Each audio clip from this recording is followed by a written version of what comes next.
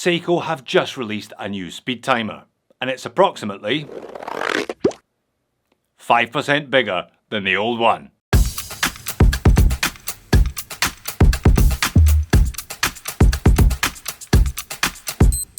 Hello and welcome to Just One More Watch.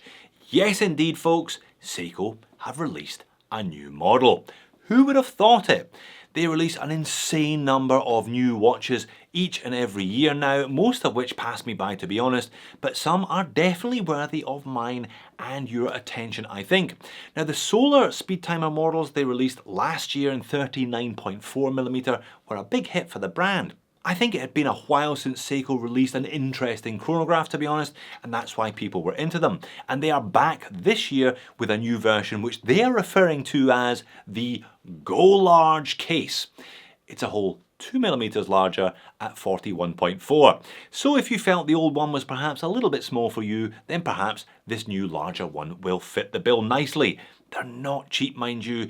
These are 1,100 Aussie dollars, and because it's a brand new model, if you want one today, that's what you're paying. Fortunately, I knew a man who wanted one enough to pay the piper. Jason from WA. Thank you, Jason. Jason has loaned me some really interesting and diverse watches in the past. He even got the supplier to ship this one straight to me here in Sydney. So it's a bit of an unboxing and initial impression style video today. Let's flip the camera and peel off some stickers. Okay, so if my suspicions are correct, inside this larger brown box there'll be a smaller, whiter, squarer box with the word Seiko printed on it. Let's see if I'm right. Aha! Told you. You need to get up pretty early in the morning to outsmart me these days. Yeah, look, we've seen dozens and dozens, if not more than that, of these little white boxes. Haven't seen what's inside it before though. Saw a similar version last year, but I'm interested to see this new size, interested to see this new colorway as well. The larger than before Panda. And there it is. It looks nice. I've heard good things about this particular color variant. It seems that with all of these Speedtimer runs, there's one color that everybody wants, and I think this is the color that everybody wants. There's a blue and a black, but it seems to be like last time that it's this white-ish dial, kind of silver white with sunburst, 3 sub-registers, and that crucial, I think, little bit of red. Crucially also, we have some stickers to peel. Let's take it slow.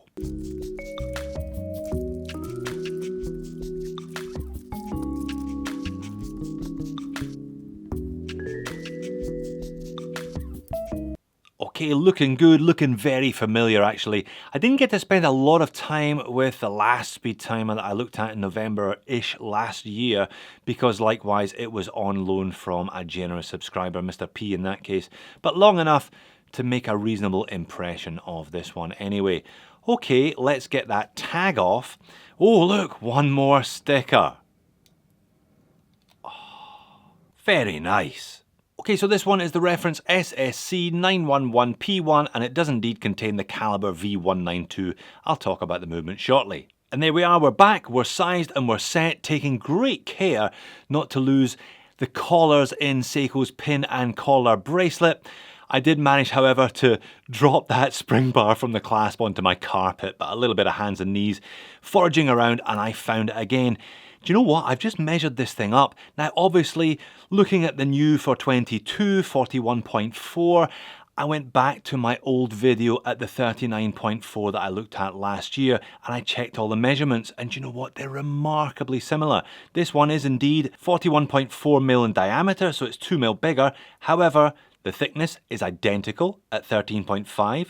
The lug to lug is identical at 45.5.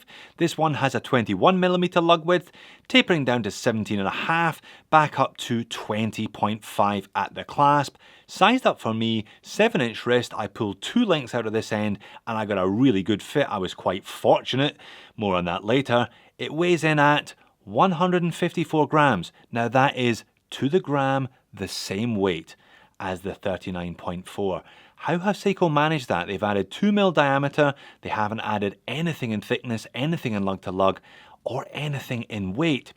So I guess it comes down to you. Do you prefer a slightly smaller than average, a slightly smaller than 40 visual look from your watch? Because this larger size is going to wear identically to the smaller size. Seiko really are the masters of doing this. They make a big watch, wear like a small watch, and all because they keep that lug to lug short. Case finish is unremarkable though. High polish on the side, circular brushing on the upper lug surfaces. I believe there's a bi-coloured aluminium bezel insert here. Definitely a bit more Zenith El Primero, particularly about this colour version than there was with any of the previous colour versions of the smaller watch. Push-pull crown, 100 metres of water resistance, no screw-down pushers either today, and that is a piece of sapphire crystal. Now, single dome, double dome, 1.5 dome. There is a bit of internal doming. I think there's not too much distortion from the edges of the viewing angle. Stainless steel bracelet with solid end links, solid links, pin and collar system as discussed. We've seen this style of clasp before as well. Seiko brand name etched in there, which is nice, and it's a nice fine brushing. Security triggers, but only 2 holes to micro adjust, so you have 1, 2 options for you. No half links here either. As I said, I got a good fit. I hope Jason does. I feel quite fortunate to have got a good fit. Not bad, milled underside though, and yeah, smooth edges. That is comfortable on wrist. But before I do put it on wrist, let's have a look at it up close. Let's have a look at the dial, the hands. Let's also have a look at the movement operation. You can see the applied Seiko logo there just above the printed Prospex X. We have applied indices all the way around with a kind of chamfered edge. There is some lume. I will put a lume video in a bit later on. 3 sub-registers. That is a 24-hour indicator at the 3 o'clock. We have a permanently ticking small second indicator at the 9 o'clock. And it's the 60-minute chrono timer down there at the 6. You can see that red hand pointing to F at the moment, telling me that in the watch's opinion anyway, it is full rather than empty in terms of its charge. V192 solar module. 6 months battery life when fully charged, this one, and it will give you a low charge indicator. The small second will tick every 2 seconds rather than 1 to let you know to leave it out on your window ledge. 1 push of the top pusher starts the chrono timer. You can see that central chrono hand, it ticks 5 times per second, so you can measure down to 1/5 of a second. 1 press to stop, 1 press to slow reset. Back up to the 12. It's a nice handset. Not only do you have a little bit of colour in the form of the red chrono hands, the other 2 sub-register hands are just white.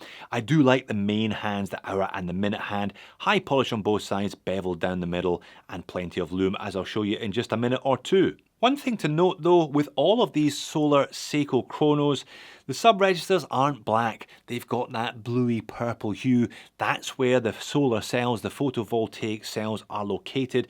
So they're almost translucent in a way, you can see through them, and yeah, you're stuck with that kind of purpley hue. Not as nice as Solar Citizens that I've looked at, I'll be honest. Very noticeable under macro, not really all that noticeable from arm's length. Et voila, that's it at arm's length. Nice colour choice on this one, I do like that. Bi-coloured bezel with black for the first quarter, and a kind of silvery grey for the rest of the tachymeter scale. Sits nice and flat, nice and flush. 13.5 is by no means slim on wrist, but because it's quartz, there's no great protrusion from the case back, so it sits nicely on my wrist. Now, it is a male end link here, but again, super compact lug to lug, that is no problem at all. And 150 grams, that's kind of dive watch weight, but feels nicely balanced because those are kind of thick president style links from the bracelet. Overhead shot, silver hands against a silver dial, never optimal for legibility, but it is a decent size of watch, this one, decent size of dial and handset despite the angled rehaut and that fairly large bezel. Legibility is okay, and it's a reasonable job on the 2 sub-registers at 3 and 9 because those hands are white. There's a pocket shot for you today as a bit of an added bonus. Not sure if there's any anti-reflective undercoating on the sapphire crystal. Hey, this is a Seiko after all. You can expect some compromises. Even though you're paying over £1,000 Aussie retail for one of these bad boys, it's fairly chunky, isn't it? Looks pretty good though, all things said. Lume's pretty good, certainly up to snuff for a chronograph at its price point. You'd expect that though because this is Seiko's Lume Bright all over the hands, and those applied indices.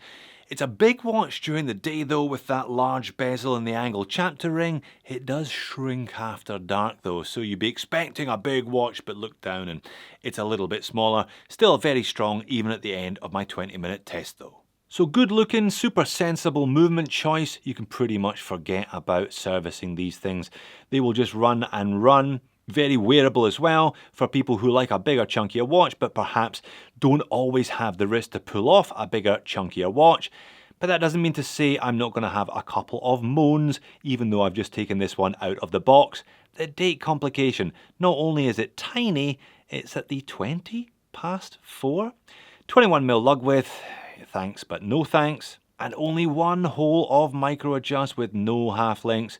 Yeah, chances are you're probably going to be wearing this one loose therefore, and at 155 grams, you're not necessarily going to be wanting to wear this one loose, so it is a factor. And was this bracelet designed for this watch? It certainly doesn't seem that way.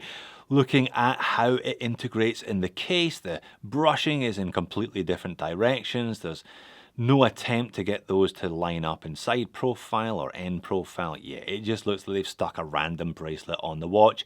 But then again, that is pretty much the Seiko way, as is not signing the crown on a watch costing over $1,000.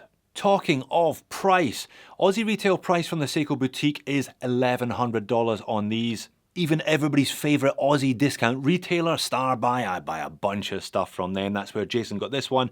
$1,100, you're paying full whack from them for this model if you want it at this time. However, if you're prepared to go for the older model, they're now under $650. I suspect this one will eventually go that way, but it might take 12 months. So if you're after a great looking big brand quartz chrono, I think this one is going to be really popular, and deservedly so. I think it looks pretty hot, not without the usual idiosyncrasies and foibles that come from relatively affordable Seikos though. I'm sure that won't stop this thing selling like hotcakes. Now that you've watched my unboxing of the 41.4, you really should go back and watch my unboxing of the 39.4, or for something totally different, why not check out my review of the Hamilton Intramatic? More money, but better looking. Thanks for watching. I'll see you all again in a future video, I hope.